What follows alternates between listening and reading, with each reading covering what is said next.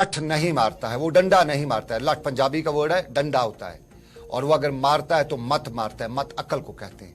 तो सबसे बड़ा सवाल है कि क्या हमारी अकल मारी गई है? कहीं हमसे खुदा नाराज तो नहीं है, ऊपर वाला हमसे नाराज तो नहीं है जो इसने अकल हमारी मार दी है? जो ये सब कुछ हमें देखने को मिल रहा है। एक तरफ मंशियात का मुकाबला पुलिस अवाम मिल के कर लेती, लेकिन उसके बाद सोशल मीडिया पर जो फितूरी बयानात थी उसका क्या करें? और वो बयान कोई आम शख्स नहीं देता है। किसी से गलती हो जाए, कोई डिलिबरेटली कर ले, कोई कर ले, उसके बाद अगर वो तौबा करे उससे खुदा भी माफ कर देता है। लेकिन हमारे सोशल मीडिया पे कुछ वॉरियर्स जिन्हें कहा जाता है, जिनके आस पड़ोस मोहल्ले घर में नजर डाली जाए तो उनके घर में भी, उनके पास पड़ोस में भी वो सब कुछ नहीं है जो वो बताते हैं। उसके बावजूद भी सोशल मीडिया पे आके फिरकावारी, मसलकी, दूसरी बुनियादों पे इस तरह के बयान दे रहे हैं, लड़ा रहे हैं। और वो कोई आम शख्स नहीं है। उनमें से तो बहुत लोग मस्जिद की पहली सफ में बैठे रहते हैं और उसके लिए हम दुआएं मांग रहे हैं। क्या ये हमारी दुआएं कबूल हो सकती हैं जब उन दुआओं की इमामत करने वाले पर भी जब सवाल उठने लगे तो क्या ये कबूल हो सकती हैं? और ये सब बड़ा सवाल है। और फिर हम नजर नियाज भी करते हैं। रब कायनात जो है सबसे बड़ा जो है सुनने वाला है, वो सुनता है, लेकिन किन की सुनता है, तब कब सुनता है? और सबसे बड़ी बात आपको नाज़रीन बताएं, हम सदकात भी देते हैं और सदकात में हम आमतौर पे कश्मीर में सदक़े को हवाले से तारी निकाली जाती है। उस पर बहुत से लोग अपने अपने तरीके से उसको बांट भी रहे हैं, उसको अलग अलग तरीके से उस पर करते भी है, लेकिन सदका सदका है और रब कायनात के सामने सदके से बढ़ के कुछ नहीं है। इस सब के मामलात में बहुत से सवाल हमारी सोसाइटी पे, हमारी कम्युनिटी पे उठ रहे हैं।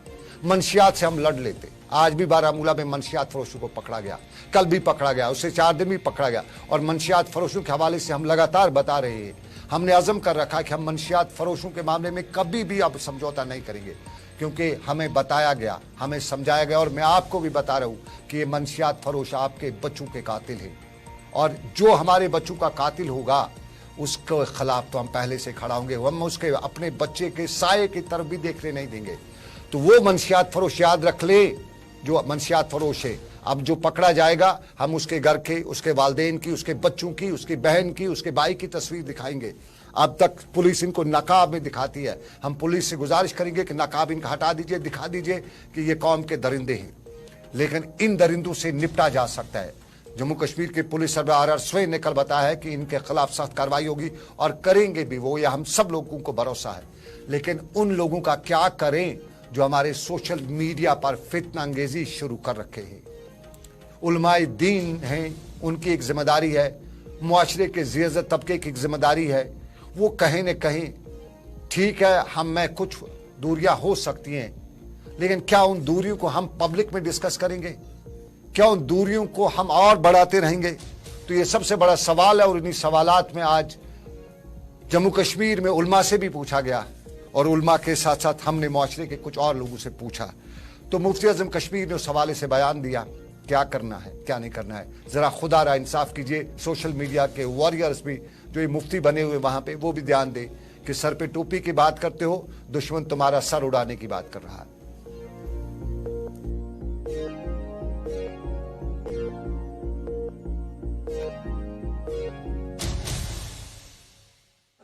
ज़माने आखिरत के मुतालिक रसूलुल्लाह सल्लल्लाहु अलैहि वसल्लम से जब पूछा गया, दरियाफ्त किया गया, तो आपने फरमाया उलमाउम शर्र मिन तहतिल अदीम समा यखरुजु मिनहुमुल फितना मसाजिदुहुम आमिरतुन व हिय खराबुन मिनल हुदा। मस्जिदें ऐसी होंगी कि उनमें हिदायत मफकूद होगा और उलमा जो है आसमान के छत के नीचे फितना बर्पा करेंगे।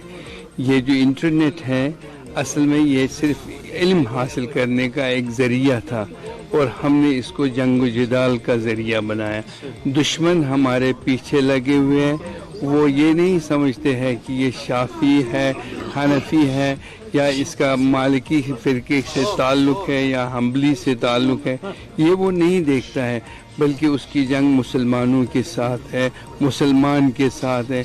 लेकिन हमारे उलमा इसको देखते नहीं हैं, उनको समझते नहीं हैं, बल्कि टीआरपी बढ़ा। मौलवी साहिबान, टीआरपी के लिए, लाइक्स के लिए ना जरा एहतियात कीजिएगा। जब इसराइल गोला मारता है फलस्तीन पे तो न हमली देखता है, न शाफी देखता है, न मालकी देखता है, न हनफी देखता है। तो मारता है तो मुसलमान को मारता है। आप लोग जो अब ये नया फितूर पैदा कर रहे हैं, ख्याल रखिएगा, दुनिया आपको देख रही है और कहीं न कहीं वो जो पहले मैंने कहा, कहीं हमारी मत तो नहीं मारी गई है, ये सबसे बड़ा सवाल है। लेकिन आपको नाज़रीन बताते चले कई और सवाल है। कश्मीर में बर्फ क्या नहीं हुई? बहुत से हमारे सोशल मीडिया वॉरियर्स निकल पड़े, बर्फ नहीं है, तौबा है जी, कश्मीर का टूरिस्ट ऐसा हो रहा है, वैसा हो रहा है। क्या वाकई में ऐसा हो रहा है? बिल्कुल नहीं हो रहा है जी।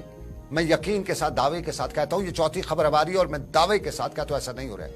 आप सभी आंकड़े निकाल दीजिएगा, आप सभी आदाद शुमार देख लीजिएगा, कोई किसी और तरफ डाइवर्ट नहीं हो रहा है। ठीक है, तो उनका दिल जो रहा बर्फ को देखना चाहते हैं, नहीं हुई तो क्या किया जा सकता है? कहीं और तो नहीं मिलेगी उनको, हिंदुस्तान में तो नहीं मिल सकती, किसी और स्टेट में, ना हिमाचल में है, ना दूसरी किसी रियासत में है, न झारखंड में है, ना उत्तराखंड में है। बर्फ है तो कश्मीर में है, नहीं पड़ी तो नहीं पड़ी। और उस चीज को लेकर सोशल मीडिया पे कुछ स्टोरीज प्लाट की जा रही है। लेकिन आपको बताएं, कश्मीर में कुछ बर्फ है, वो तस्वीर भी हम आपको दिखाते हैं। निचले इलाकों में नहीं है, ऊपरी इलाकों में, और टूरिस्ट वहां पहुंच रहे हैं। ये सिम्पटन नहीं, ये गुलमर्ग की तस्वीरें हैं। और यहाँ ये अलग सा नजारा, देखिए बर्फ का ये अलग सा नजारा है। ये वो बर्फ है जो इन दिनों जम चुकी है, इसको भी लोग मजा लेते हैं, यार ये कहाँ मिलेगी कहीं दुनिया में। और ये है वो दूसरी, ये है सिम्पटन। सिम्पटन भी कश्मीर का हिस्सा है भाई। उन लोगों के लिए जो सोशल मीडिया पे वॉरियर बने हुए कश्मीर को बदनाम करें, कश्मीर के टूरिज्म सेक्टर को बदनाम करें। इस जम्मू कश्मीर में बहुत सी साजिशें हुई हैं। कभी हमारे टूरिज्म से पहले हमारे फ्रूट इंडस्ट्री के साथ साजिशें हुई, और कभी इल्जाम क्या बताया गया बाज़ाब्ता तौर पे कि रस्तों को रोका गया ताकि जम्मू कश्मीर का जो फ्रूट है वो रस्ते में सड़ जाए, कश्मीरियों की इकानमी तबाह हो जाए। तो आज एक और इकानमी को तबाह करने की साजिशें की जा रही हैं। बताया जा रहा है कि कश्मीर में बर्फ नहीं है। कश्मीर अगर बर्फ नहीं है तो क्या कश्मीर खूबसूरत नहीं है? ये सबसे बड़ा सवाल है। और इस बर्फ न होने के बीच में गुलमर्ग में जरा सया देखिए क्या कहते हैं। नॉर्थ इंडिया, हिंदुस्तान के उस कोने से आए हैं जहां गर्मी बहुत ज्यादा है, वहां देखिए वहां के लोग क्या कहते हैं। जरा उनका साउंड बाइट सुना दीजिए आबिद, और बताइए उन लोगों को जो सोशल मीडिया पे कुछ पैसे लेके एक पूरी कौम का फ्यूचर जो है उसको तबाह करने की कोशिश करें कि यहां से टूरिज्म डाइवर्ट हो जाए। माजी में हमारे बचपन में, या बचपन में नहीं, मेरे इब्तदाई कैरियर में कुछ रियासतों से भी पैसे दिए जाते थे ताकि कश्मीर में, तब बताया जाता था कश्मीर के अगर बॉर्डर पे कहीं कोई गोला गिरता था तो बताते थे कश्मीर में गोला गिरा। ये नहीं बताया जाता था कि कश्मीर के बॉर्डर पे जहां टूरिस्ट का, जहां आबादी नहीं है, वहां पे गोला गिरा है। लेकिन बताते थे कश्मीर में, और टूरिज्म यहां का डाइवर्ट होता था, बताते थे कश्मीर में हालात खराब है। अब वो हालात ठीक हुए तो ये दूसरा पैंतरा आजमाया जा रहा है। यहां पे बर्फ नहीं है, तो बर्फ नहीं है तो फिर भी टूरिस्ट खुश है। जरा सुनिएगा टूरिस्ट क्या कहता है। Hi all, I'm Kiran. I'm from Chennai, Tamil Nadu. This is my first time in Kashmir. Firstly, I am loving the place. It's so good. We came here for snow, little bit disappointed, but still I'm loving the temperature over here. Food is good, people are nice. This one right here, he clicks good pictures.